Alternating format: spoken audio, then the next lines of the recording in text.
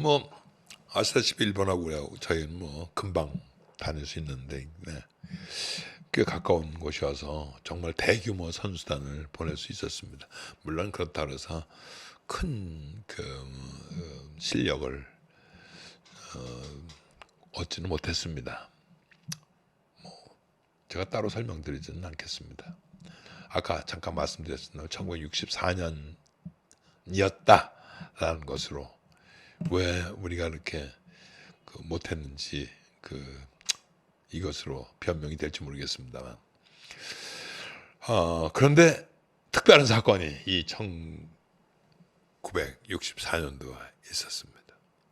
근데 이 특별한 사건을 설명하려면 조금 긴 설명이 필요합니다. 당시 올림픽이 소위 이제 제국주의의 압력에 의해서 편파적으로 운영이 된다. 미국의 파워에 휘둘린다고 생각을 해서 중국을 중심으로 한 신생국 경기대회, 소위 가네포대회라는 것이 생깁니다. 인도네시아 자카르타에서 제1회 대회를 치르게 됩니다. 그런데 그 대회에서 세계 신기록을 세운 북한의 신근단 선수에 대한 기록이 동아일보에 짧게 나타납니다. 지금 여러분들이 보시고 있는 이 기록인데 이게 신문에 나자마자 아버지 신문준이라고 하는 분은 이 선수 신근단이라고 하는 이 선수가 내 딸이라는 것을 금방 사진 한 장 나타나 있지 않은데 금방 알 수가 있었습니다. 하기사 일사후퇴 때 헤어졌으니까 13년이 지났더라도 그냥 금방 자기 딸이라는 걸 알 수 있었겠죠. 해서 신문준 선생은 바로 동경을 가게 됩니다.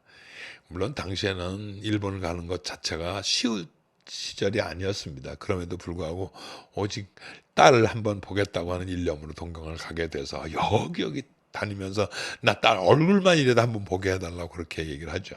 그런데 이게 신금단 선생뿐만이 아니라 북한 선수단이 가네포, 아까 말씀드린 신생국 국제대회에 참가했다는 이유로 올림픽위원회는 모든 이 북한 선수단 뭐 거기뿐만이 아니라 소위 자격을 박탈하게 됩니다.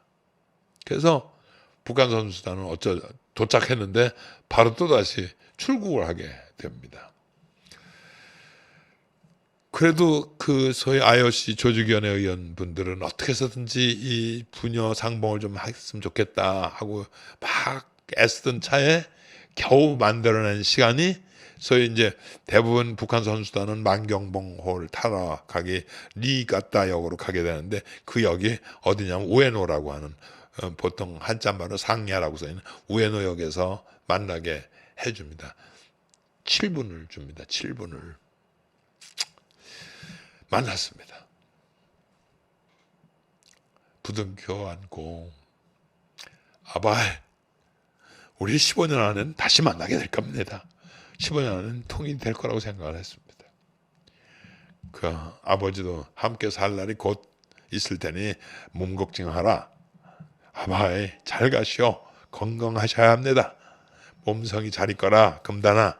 이렇게 몇 마디 나누고는 그저 그냥 울다가 다시 또 생이별을 하게 됩니다. 그걸 바라보던 우에노 역장이 너무너무 가슴이 아파서 잠시 다른 사람들이 다 이 기차에 타고 난 다음에 다시 신금단실을 내려서 자기 역장으로 그 사무실로 들어가게 되고 그것을 연락을 해서 다시 아버님을 모시고 길어야 뭐 한 3, 4분 더 함께 몇 마디 나누지 못하고 그냥 또 울다가 헤어졌다고 하는 얘기를 합니다. 결국 그렇게 헤어지고는 사실 신문준 선생은 약속을 지키지 못하고 1983년 병환으로 세상을 떠나게 됐습니다. 1964년 동경올림픽. 사실 저희는요, 우리 국민들은 동경올림픽은 거의 기억하지 못하고, 그때 우리 신금단 선수가 있었다만을 기억하고 있는 것 같습니다.